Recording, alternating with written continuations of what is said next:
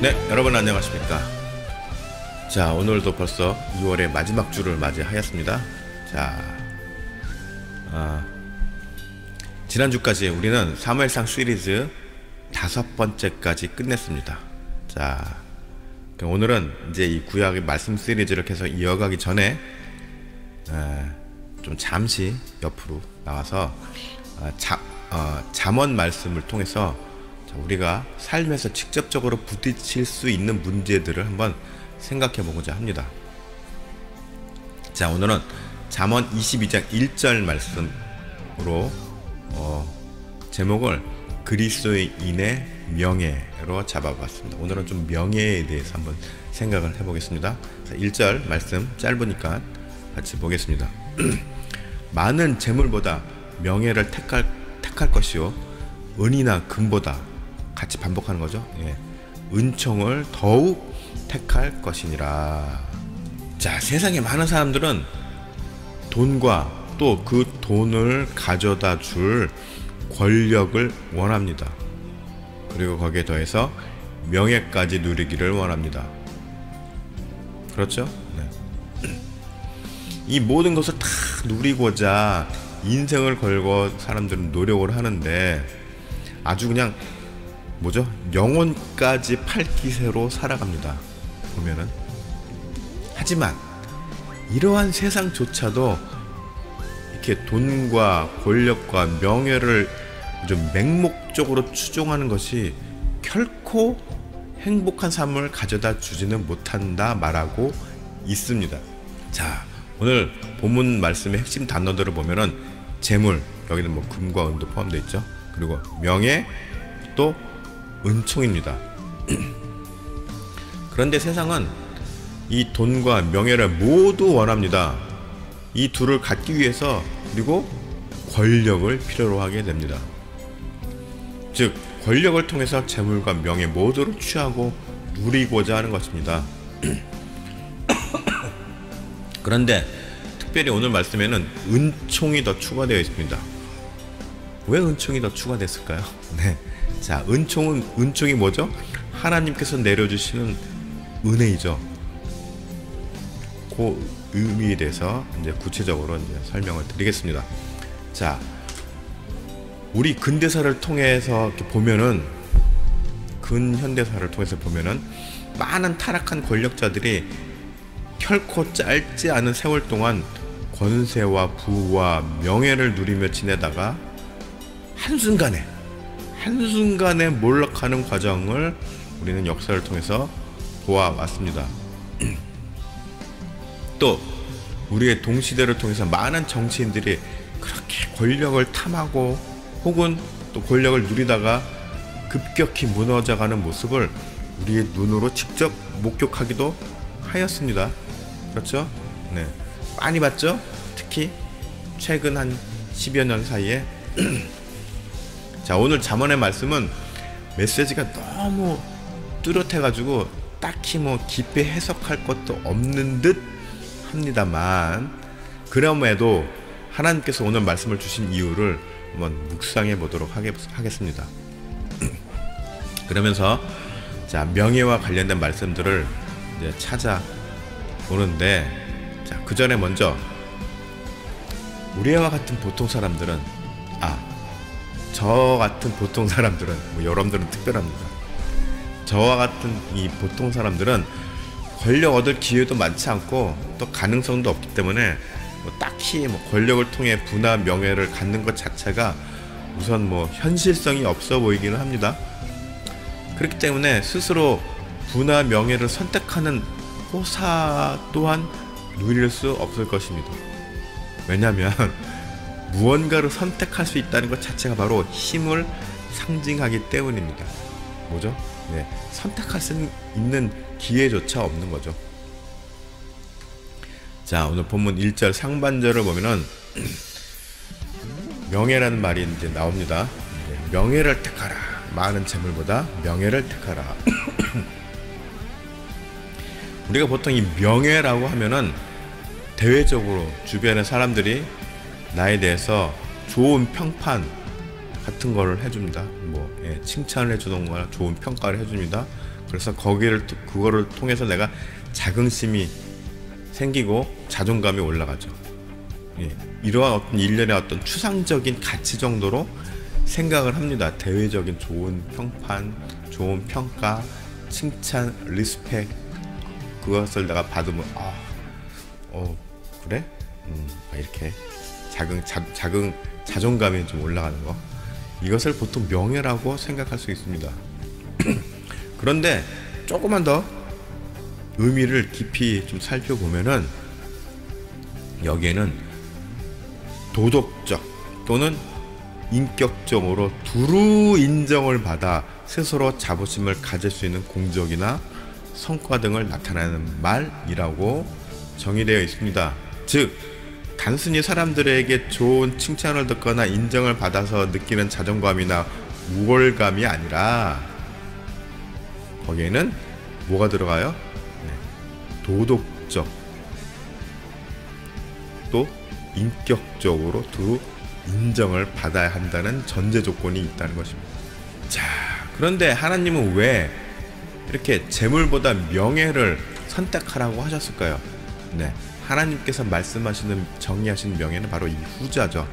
여기에는 선택이라는 단어 속의 의미를 살펴볼 필요가 있습니다.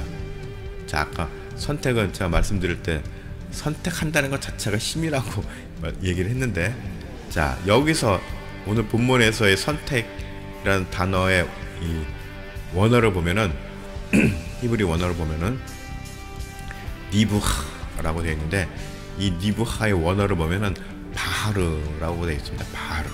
이 바하르의 뜻이 무언가를 좋아하다, 아니면 뭘 즐거워하다, 기뻐하다, 혹은 뭐 기쁘게 여기다 정도로 해석이 가능해집니다. 결국 재물보다는 명예를 더 소중히 여기고 삶의 의미를 이 명예에 두고 이를 기쁘게 생각하라는 말씀인 것이죠. 그러면 왜 우리는 물질보다 이 명예에 더 큰 의미를 두고 살아야 할까요? 자, 서두에 꺼냈던 명예와 관련된 말씀을 해보겠습니다.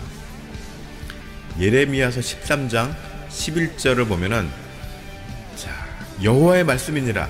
띠가 사람의 허리에 속한 같이 내가 이스라엘 온 집과 유다 온 집으로 내게 속하게 하여 그들로 내 백성이 되게 하며 내 이름과 명예와 영광이 되게 하려 하였으나 그들이 듣지 아니하였느니라 라고 말씀하셨습니다. 자, 명예에는 자기 자신의 존재 가치가 들어 있습니다. 아까 저희가 뭐 자존감이라는 표현을 했잖아요. 네, 명예가 사라지면 자존감이 낮아지고 자신의 존재 가치가 떨어지게 되는 거죠.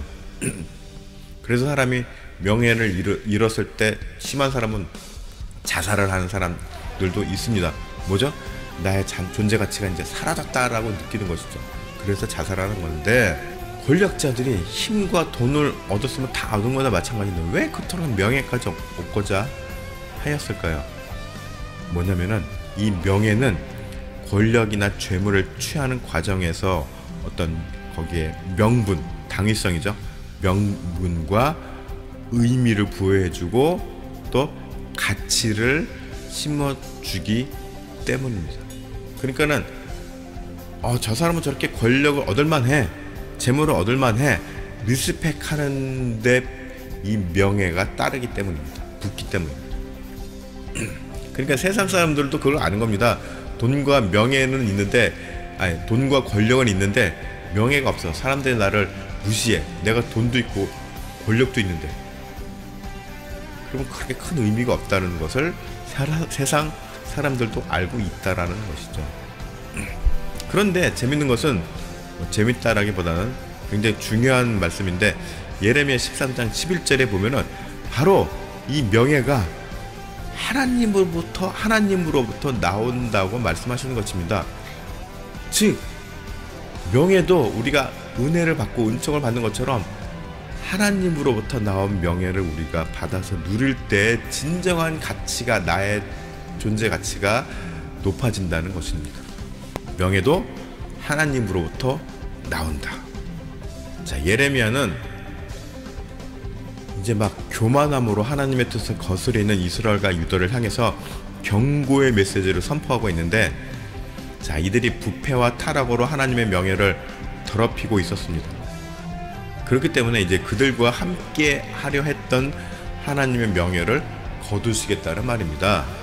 내가 나의 명예를 너희들에게 내려줘서 너희들도 나의 명예와 더불어 함께 너희들의 존재 가치를 높여주겠다 라고 했는데, 교만함으로 하나님의 명예를 더럽히니 그래? 알았어, 그럼 다 거두겠다 라고 말씀하신 거죠.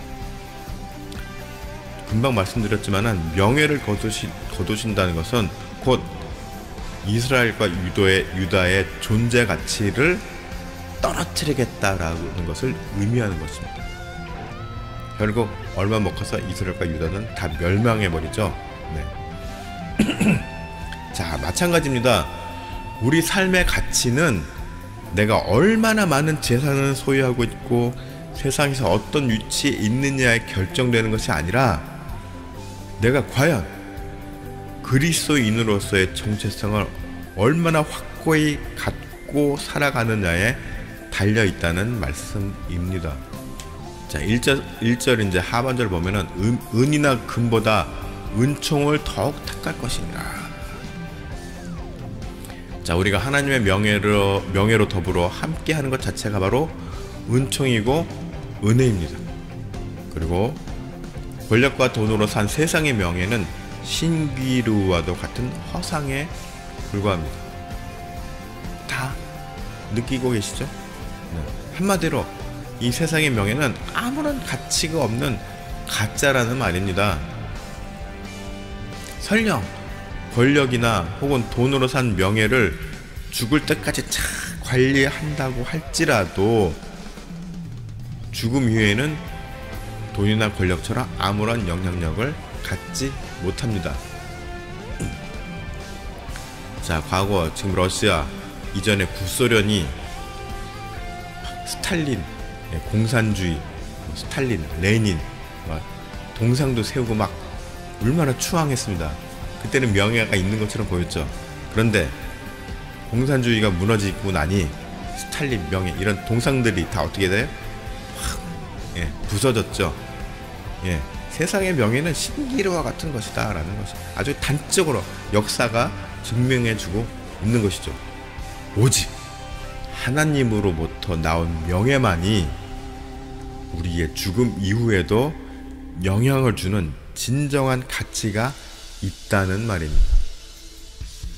그리고 우리가 이 하나님의 명예를 사모하고 기뻐할 때 하나님의 은총으로 사라지지 않은 영원한 명예를 누릴 수 있는 것입니다.